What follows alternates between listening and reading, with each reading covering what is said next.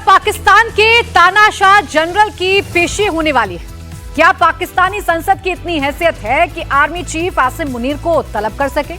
हर कोई ऐसा ही कहेगा कि ऐसा नहीं हो सकता है, लेकिन पाकिस्तान में जो माहौल बन रहा है उसे देखकर तो यही लग रहा है कि मुनीर के इशारों पर नाचने वाले मजबूर प्रधानमंत्री शहबाज शरीफ को मौका मिल गया है। मुनीर की वजह से जेल में सड़ रहे इमरान खान को भी मौका मिल गया है और ये मौका दिया है ईरान ने।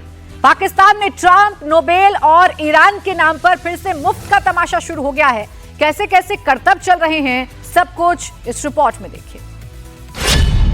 अमेरिका से लौटकर आसिम मुनीर दिन रात दुआएं क्यों मांग रहा है?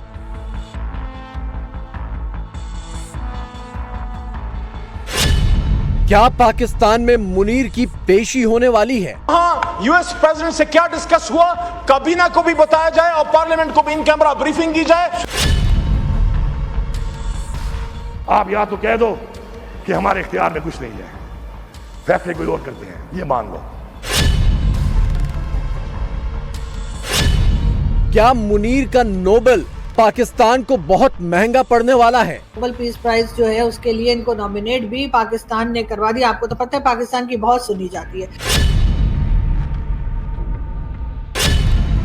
मुनीर का महा झूठ पाकिस्तान में टूट। इतना तो अमेरिका मिलिट्री वाइज स्ट्रांग है जितनी पाकिस्तान की प्रोपेगेंडा मशीनरी है। पाकिस्तानी फौज जो भी करती है वो पाकिस्तान के लिए नहीं करती है, वो अपने इदारे की पाकिस्तान पर गिरफ्त को मजबूत करने के लिए करती है। आसिम मुनीर की अमेरिका वापसी के साथ ही पाकिस्तान में जिस तरह का एक्शन शुरू हो गया है, उससे लगता यही है कि मुनीर का तख्ता पलट होने वाला है। सुनने में अजीब लगता है कि पाकिस्तान में जो फौज सरकारें पलट देने में माहिर हो, उसके चीफ का तख्ता कौन पलट सकता है, लेकिन आसार तो ऐसे ही बन रहे हैं। पानी पानी कर गई मुझको कलंदर की ये बात, तू झुका जब गैर के आगे, न मन तेरा न तन। मुनीर की वापसी के साथ ही शहबाज शरीफ की ये मीटिंग, मुनीर से सवाल जवाब और फिर ट्रंप के नोबेल नॉमिनेशन पर मची ये हाय तौबा, मुनीर का मामला कुछ तो गड़बड़ है। पाकिस्तान में मांग उठ रही है कि जनरल आसिम मुनीर को संसद में पेश किया जाए। पाकिस्तान में मांग उठ रही है कि मुनीर संसद में आकर बताए ट्रंप के साथ उसकी क्या बातचीत हुई। पाकिस्तान में हल्ला मचा है कि जनरल मुनीर ट्रंप के सामने सिर झुका कर आया है। पाकिस्तान में हल्ला मचा है कि नोबेल नॉमिनेशन के नाम पर मुनीर कुछ सौदा करके आया है। कि पानी पानी कर गई मुझको कलंदर की ये बात, पानी पानी कर गई मुझको कलंदर की ये बात, तू झुका जब गैर के आगे, न मन तेरा न तन। ट्रंप साहब की नॉमिनेशन हमने सुना कि हुकूमत कर रही है नोबेल पीस प्राइज के लिए। फेडरल गवर्नमेंट से सवाल है कि जिसके हाथों पे फलस्तीनियों का खून है और जिसने ईरान पे हमला किया है, क्या इस फेडरल कैबिनेट की मंजूरी से ये नोबेल प्राइज उसको दिया जा रहा है? अगर दिया जा रहा है, मैं आप पे अफसोस ही कर सकता हूं। हम ये समझते हैं, हमेशा वजीर आजम जाते हैं, अच्छा किया आप चले गए, हमें यकीन है आपने वहां नेशनल इश्यूज को डिस्कस किया होगा, but as a member of Parliament मैं और हमारी कोलीग्स, हमारा ये राइट है कि वहां यूएस प्रेसिडेंट से क्या डिस्कस हुआ, काबीना को भी बताया जाए और पार्लियामेंट को भी इन कैमरा ब्रीफिंग की जाए।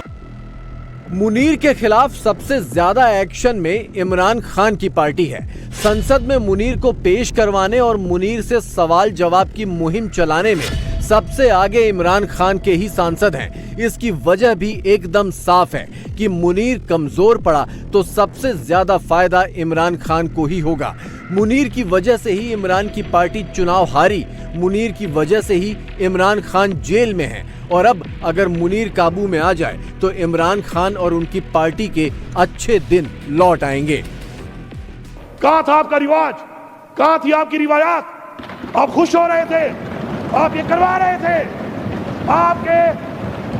आपके वो नुमाइंदे जो इलेक्शन लड़ रहे थे, वो नाम बता कर बरबरा कह रहा हूं, आईएसआई को, एमआई को, पुलिस को नाम दे रहे थे, उठाओ इसको, उठाओ इसको, उठाओ इसको। दोबारा रिपीट कर रहा हूं, बरबरा कह रहा हूं, आईएसआई, एमआई और पुलिस को आपके लोग नाम दे रहे थे और हमारे लोगों को उन्होंने उठाया और बार बार उठाया, तशद्दुद किया। कहां थी आपकी गैरत, कहां थी आपकी जमहूरियत? या कलमा उठा के कह दो कि ऐसा नहीं हुआ। मैं कलमा उठा के कहता हूं कि बिस्मिल्लाहिर्रहमानिर्रहीम ला इलाहा इल्लल्लाह मुहम्मद रसूलुल्लाह, ऐसा हुआ है। आप या तो कह दो कि हमारे इख्तियार में कुछ नहीं है, फैसले कोई और करते हैं, ये मान लो तो ठीक है, माफी है आपको। मुनीर को किस्मत कैसे दगा देती गई ये समझिए। मुनीर ट्रंप से मिला तो नोबेल पीस प्राइज के लिए उनके नॉमिनेशन का इजहार कर दिया। मुनीर के जाते ही अमेरिका ने ईरान पर हमला बोल दिया तो पाकिस्तानी विदेश मंत्रालय ने अमेरिका की निंदा कर दी। मुनीर की घर वापसी हुई तो नेशनल सिक्योरिटी कमेटी की मीटिंग के बहाने शहबाज शरीफ हावी होने की कोशिश करने लगे और जब ट्रंप ने ईरान से सीज फायर का ऐलान किया तो पाकिस्तानी फिर से नोबेल नॉमिनेशन को कोसने लगे। हमने तो पीस प्राइज के लिए नॉमिनेट कर दिया था यानी कि यूएस के प्रेसिडेंट को, लेकिन उनके करतूत ऐसे हैं कि उनको होना नहीं चाहिए क्योंकि उन्होंने ईरान पर अटैक कर दिया। जबकि हमारे फील्ड मार्शल साहब तो कहकर आए थे उनसे कि जी आपने 2 वीक्स तक कुछ नहीं करना है। नोबेल पीस प्राइज जो है उसके लिए इनको नॉमिनेट भी पाकिस्तान ने करवा दिया। आपको तो पता है पाकिस्तान की बहुत सुनी जाती है। उसकी मेन रीजन यही है कि जी हमने हर कंट्री से तकरीबन लोन उठा रखा है सिवाय भारत के। भारत से भी ले ही लेते अगर मोदी जी थोड़ा हमें मतलब कह देते। साथ ही जैसे ही डोनाल्ड ट्रंप ने अटैक किया ईरान के ऊपर तो हमारे बहुत से जो मीडिया के लोग और एक्टिविस्ट हैं उन्होंने कहा कि जी हाँ ये क्या कर दिया है डोनाल्ड ट्रंप ने, हम तो जी वापस ले लेंगे अपना नॉमिनेशन। तो जी हमने अपना नॉमिनेशन वापस लेने की बात कर दी और जैसे हमने अपना नॉमिनेशन वापस लेने की बात कर दी उसके जी कुछ ही देर के बाद जो है इन्होंने जी सुलह कर ली आपस में। एक तो मुझे लोगों की समझ नहीं आती कि भाई लड़ना है तो अच्छे से लड़ो, 2 हफ्ते तो लड़ो ना कम से कम। ट्रंप ने आसिम मुनीर के साथ वही किया जो हर अमेरिकी राष्ट्रपति पाकिस्तानी जनरल के साथ करता आया है, अपने फायदे के लिए इस्तेमाल किया और फिर टिश्यू पेपर की तरह डस्टबिन में डाल दिया। लेकिन मुनीर को लगा कि व्हाइट हाउस में लंच करना उसकी जिंदगी की सबसे बड़ी कामयाबी हो गई और पाकिस्तान में ट्रंप का सबसे चहेता शख्स वही है। पाकिस्तान के फील्ड मार्शल सिपा सालारे अजीम जनरल आसिम मुनीर सदर डोनाल्ड ट्रंप से जो मुलाकात अपने अंदर उसका जो भी मामला रहा हो, एक बात तय है कि पाकिस्तानियों के लिए आइंदा आने वाले दिन जो हैं वो अच्छे नहीं है।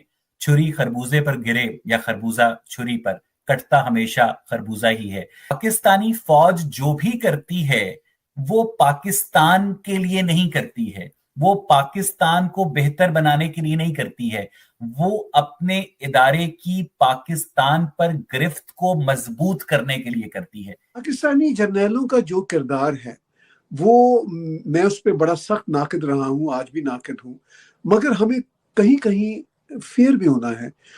क्या पाकिस्तानी जर्नैल अमेरिकी प्रेसिडेंट से कम बेज़मीर है? ऐसी बात नहीं है। पाकिस्तानी फौज के जर्नैल जो कुछ करते हैं वो पाकिस्तानी फौज को मजबूत बनाने के लिए भी नहीं करते, वो सिर्फ अपनी जात को मजबूत बनाने के लिए करते। हमेशा से पाकिस्तान के जर्नैल अमेरिका की गोद में रहे। ये बात तो है कि ऑपरेशन सिंदूर के दौरान मुनीर एंड कंपनी के प्रोपेगेंडा वॉर में उसे अमेरिका की पूरी मदद मिली थी।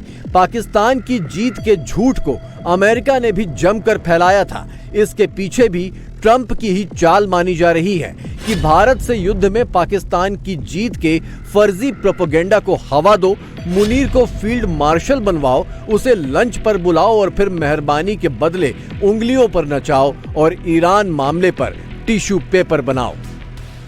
पाकिस्तान की प्रोपेगेंडा मशीनरी इतनी स्ट्रांग है कि इतना तो अमेरिका मिलिट्री वाइज स्ट्रांग नहीं जितनी पाकिस्तान की प्रोपेगेंडा मशीनरी है। ये मिनटों में झूठ को पूरी दुनिया में चला देते हैं। क्या उस जंग का हाल था ये सबको पता है, लेकिन पाकिस्तान जीत गया, ये फील्ड मार्शल बन गया। और अब मुझे अफसोस है कि कुछ लोग आसिम मुनीर के साथ प्रेसिडेंट ट्रंप के लंच की खुशियां मना रहे हैं। अमेरिका ने अयूब खान, जियाउल हक और मुशर्रफ को सपोर्ट किया था और उस सपोर्ट की हमने बहुत ही भारी कीमत अदा की थी।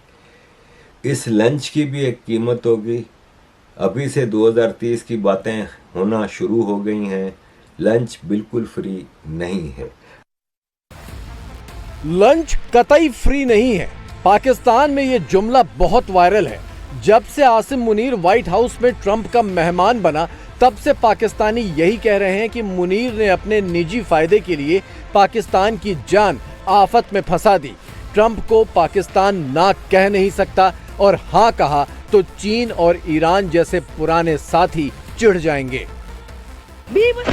वैसे ईरान तो फिलहाल बचा हुआ है, अमेरिकी हमले भी थम गए, इजराइल भी थोड़े बहुत हमले कर रहा है, लेकिन अमेरिकी रजामंदी के खिलाफ ज्यादा आगे नहीं बढ़ सकता।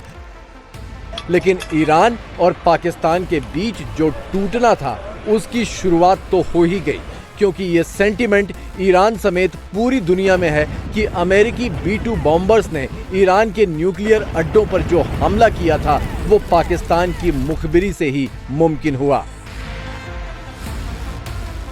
पोजीशंस बड़ी जल्दी बदल रही हैं सीज फायर में। पाकिस्तान भी अपनी पोजीशंस जल्दी जल्दी बदल रहा है। हमारे फॉरेन ऑफिस ने एक बड़ा कंडेम मतलब बहुत सख्त किस्म की जुबान इस्तेमाल की अमेरिका के खिलाफ और कहा कि अमेरिका ने बड़ी ज्यादती की है। बड़ा कम होता है कि हमारा फॉरेन ऑफिस कंडेम करे अमेरिका को। मगर उसके बाद कल जब नेशनल सिक्योरिटी काउंसिल की मीटिंग हुई, अनइलेक्टेड प्राइम मिनिस्टर शहबाज शरीफ साहब और फिर हमारे अनइलेक्टेड मिलिट्री फेरो फील्ड मार्शल आसिम मुनीर साहब, ये जब मिले तो उन्होंने एक्चुअली अमेरिका के खिलाफ कोई बात नहीं की, अमेरिका के बल्कि नाम ही नहीं लिया नेशनल सिक्योरिटी काउंसिल की मीटिंग में, और अपने आप को एज एन इंटरमीडिएट प्रेजेंट किया कि हम मदद कर सकते हैं अमेरिका की भी और ईरान की भी। ईरान के साथ बॉर्डर है, ईरान के साथ भाईचारा है, ईरान हमारा मुस्लिम बरादर है और ईरान के लिए सिंपैथेटिक हमारी बहुत बड़ी शिया पॉपुलेशन है। सवाल उठता है कि अब मुनीर का क्या होगा? क्या मुनीर की ईरानी सौदेबाजी उसे महंगी पड़ जाएगी? क्या मुनीर अपनी कठपुतलियों के हाथों ही मात खाएगा? क्या मुनीर की तानाशाही के खिलाफ पाकिस्तान एकजुट हो पाएगा? और एकजुट हो भी गया तो क्या मुनीर का कुछ बिगाड़ पाएगा? मान लीजिए कि मुनीर कमजोर पड़ ही गया तो क्या ट्रंप अपने चहेते मुनीर को बचाने आगे आएंगे या फिर वॉशिंगटन डीसी में बैठकर मुफ्त का पाकिस्तानी तमाशा देखेंगे? इंडिया के साथ चंद घंटों की लड़ाई करने के बाद जनरल आसिम मुनीर जो हैं वो एक प्रैक्टिकली एक इनविंसिबल आदमी जो हैं पॉलिटिकली बन चुके हैं। अगर वो किसी भी स्टेज के पर किसी भी तरीके से ईरान के खिलाफ अमेरिका का साथ देता है तो जनरल आसिम मुनीर की पाकिस्तानी अवाम में जो मकबूलियत बढ़ी थी उसका ग्राफ वापस तनज़्ज़ुली की जानिब नहीं आ जाएगा। मेरा नहीं ख्याल कि जनरल आसिम मुनीर को इन बातों की परवाह है। He gives a dam. उसकी वजह यह है कि वो उस वक्त चीफ आर्मी स्टाफ बने थे जब वो ऑलमोस्ट रिटायर हो चुके थे, तो वो तो अब जो कुछ है उनका बोनस है। अभी तो पाकिस्तान में बोल रहा है कि हमारे और ट्रम्प के ताल्लुकात अच्छे और मोदी और ट्रम्प के ताल्लुकात बहुत खराब हो गए। नहीं, खराब ताल्लुकात इसमें कोई नहीं है। अमेरिका को जब जरूरत होगी ना इंडिया की तो वो उस वक्त उसको भी बाप बना लेगा जैसे इनको बनाया। ट्रम्प अपने मतलब के लिए किसी को भी बाप बना लेगा। एग्जैक्टली। पाकिस्तान को अगर आप देखें तो पाकिस्तान तो वैसे ही अगर आप देखें तो वो सुबह के टाइम ईरान के साथ होता है, शाम के टाइम उसकी हमारी जो गवर्नमेंट है वो अफगानिस्तान के साथ बैठ जाती है और टाइम मिले तो फिर उनको इसराइल और अमेरिका भी मिल जाता है। तो सर इसी की तो दुनिया तारीफ करे कि वाह क्या फॉरेन पॉलिसी है पाकिस्तान की। ये फॉरेन पॉलिसी नहीं है, सबको इकट्ठा करके रखा हुआ है। ये इकट्ठा करके रखा हुआ मगर at the and backfire Pakistani government को ही होता है। ऊपर वाली मैनेजमेंट अपना खाती है और चली जाती है। कुछ दिन पहले पाकिस्तान और इंडिया की वार हुई है तो इसमें ईरान की तरफ से ईरान की स्टेट की तरफ से कोई भी पाकिस्तान के हक में इंडिया के खिलाफ कोई मजम्मती बयान आज तक कोई आया है? जी बारिश, बाढ़ और लैंडस्लाइड के प्रहार से देश के कई शहरों में हाहाकार मचा है। हिमाचल में रफ्तार पर ब्रेक लग गया है। भारी बारिश और बाढ़ के विकराल तांडव से कुल्लू और कांगड़ा जिले में तबाही मची है। कुल्लू जिले में 2000 से ज्यादा टूरिस्ट फंसे हुए हैं। सड़कों पर सैलाब है। भारी भरकम गाड़ियों की जल समाधि बन गई है। कार पिकअप सब कुछ तेज धार में बहता नजर आ रहा है।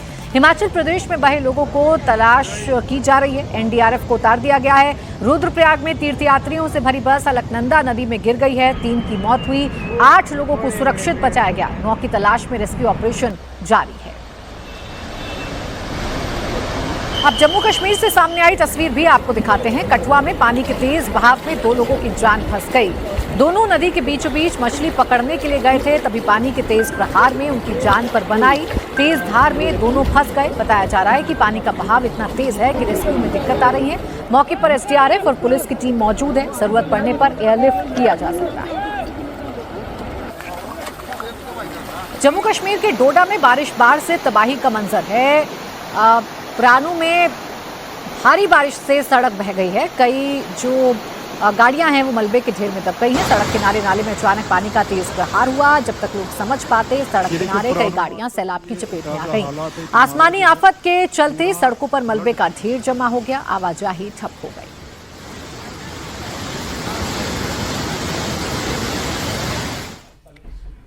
अब बात एक्सियोम 4 मिशन की। एक्सियोम 4 मिशन अपने लक्ष्य की ओर तेजी से बढ़ रहा है। 3.5 घंटे बाद भारत का सपना सच होने जा रहा है, क्योंकि 3.5 घंटे बाद शुभांशु शुक्ला ISS यानी इंटरनेशनल स्पेस स्टेशन पर होंगे।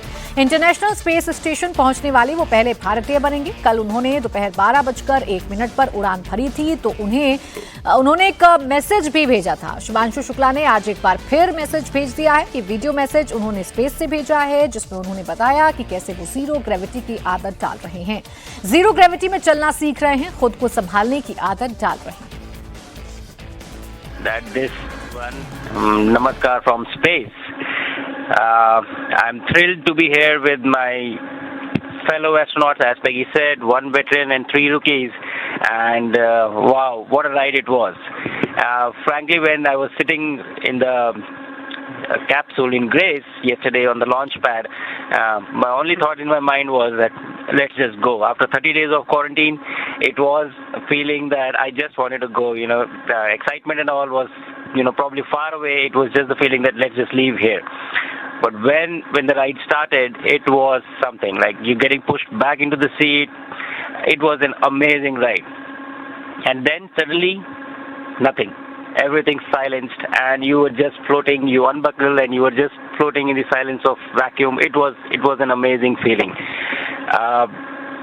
I wanted to take this opportunity to thank everyone who has been a part of this. I understand that this is not a personal accomplishment. It is a collective achievement of each and every one of you who has been a part of this journey, and to make this possible, I really want to thank each one of you.